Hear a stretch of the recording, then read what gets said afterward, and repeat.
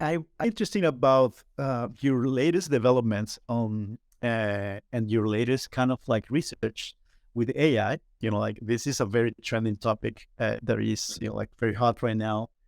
And you guys have a very specific way to approach technology. Like I've seen every time there is a new technology, your view of that technology, it's totally way artistic. Like the way you come up with a project or something new, it tend to have this kind of like artistic approach, which is the thing that seems to be, very interesting for me.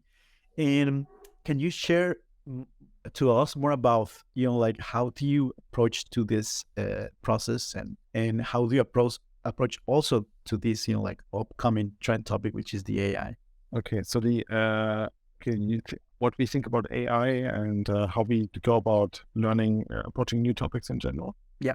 Yeah, I think maybe in general, I think you have to be self-motivated, right? It is something that really keeps us awake, and we're always like interested in figuring out some new developments. And we have a very active internal group where we share all the latest research. And in my hobby time, I read some AI papers, and I'm quite fascinated by what's going on. I don't understand it, but I'm keeping up with it, and it's I think that's one thing. You have to have the interest, and then the second thing is we often then start some field explorations where we say, okay, this there's no big pressure necessarily to make this into anything just yet. Let's just play around, and maybe, I mean, usually someone already has an idea about something, and I think maybe the thing you're referring to, which is our next piece for the Digital Impact Show in Barcelona, where you're also invited.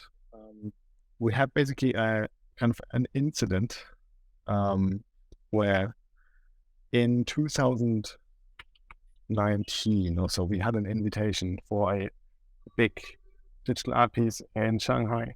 I got super excited. I was in love with the work from Ian Sheng, who has this like lovely idea of creating worlds in Unity simulations, and they're very emergent and generative worlds. I thought that was super cool. We shared it, and we created a piece. What is it?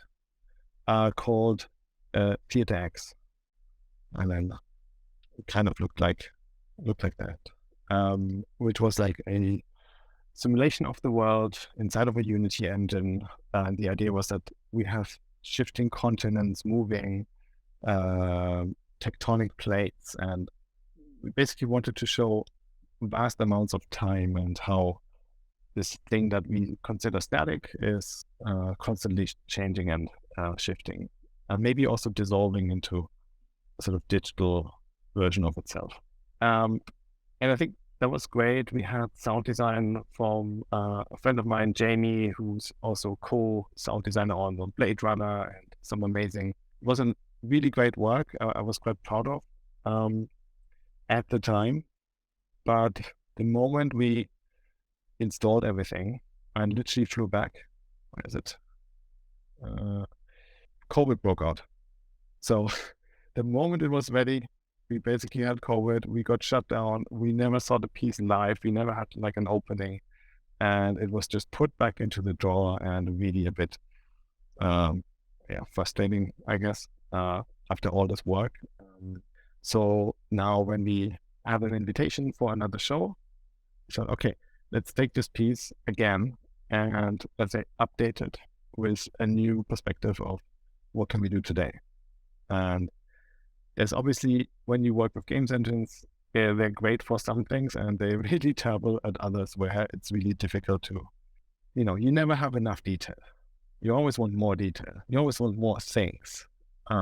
So what we then realized is that, okay, what really made this piece work is this kind of combination of kind of slow, kind of heavy motion of these like earth plates, and kind of slow motion camera, which kind of gives it a certain gravitas.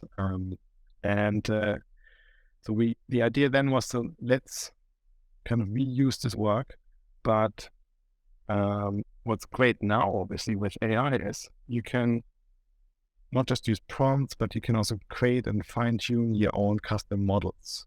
And we're just quite lucky with this concept where the kind of aerial bird's eye perspective and a lot of great data sets that we can find, they match up. So the perspective we have in the Unity engine is quite complementary. So now we can take our Unity world and re-render it essentially with some new types of landscapes. Some are maybe more abstract than others, but you can have we can really bring in this story that back in the day we had this idea of this trying to tell the story about the world changing, but obviously that's a lot more powerful when you have real photographs of landscapes transforming from green to deserts to lakes drying up and cities sprawling and rivers created and all these kind of things. And see, I'm a painter again. So now finally this coming together.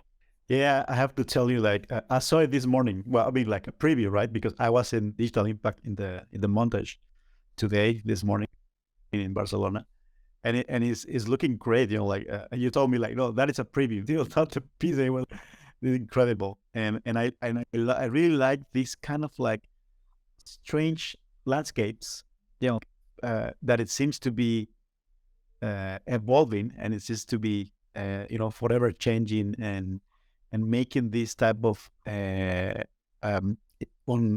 very unique look. And this is the combination between understanding a technology, which is AI, but also making something artistic, but also giving a point of view from a photographer perspective. Because somehow those type of pictures looks like a drone takes from a landscape from above. This is what is really interesting from what I saw this morning in the exhibition. Cool. Well, I'm glad it works. I mean, we were joking. Real time means it's going to be produced in real time for the opening of the show. The final film is still rendering on the machines behind me. But I'm glad we have something already. That's okay. Yeah, it's working. I have to say that it's working. So we're gonna jump to some of the questions on the out there, because there is a lot of people that is tuning right now, and I don't get to see the chat, but maybe we can maybe I can get those questions around here, because somehow my chat is not loading. So sorry, guys. First one is generating this entirely in Houdini or Unity, and then Unity. Well, it was first in landscapes in Houdini, then into Unity, then into Stable Diffusion, and then into various post-processing tools. I think it's a long pipeline now, but yeah. Basically, It looks. How do you figure out bids for contracts? Is that how much you should charge for, or what do you think is the question? Wait, can you put that again, that question, please? How do you figure out bids for contracts? But I think fundamentally we look at the concept and time and effort and what does it take, and you do your best to create an estimate for what do you think it's gonna need for the team that you need, and the number of different features, number of different scenes, and so on. So I guess it's a big calculation. And and it also depends on the project, right? If it is an outside installation, or if it is something that it's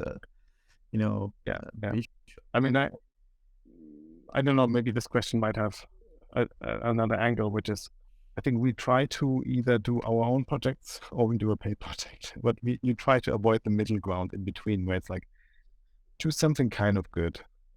You know what I mean? I'd rather work for free and on something that I really believe in, or you're very clear. I want to be clear from the beginning. This is a cultural project. All right, that's fine. This is for a Yeah. big band. Okay.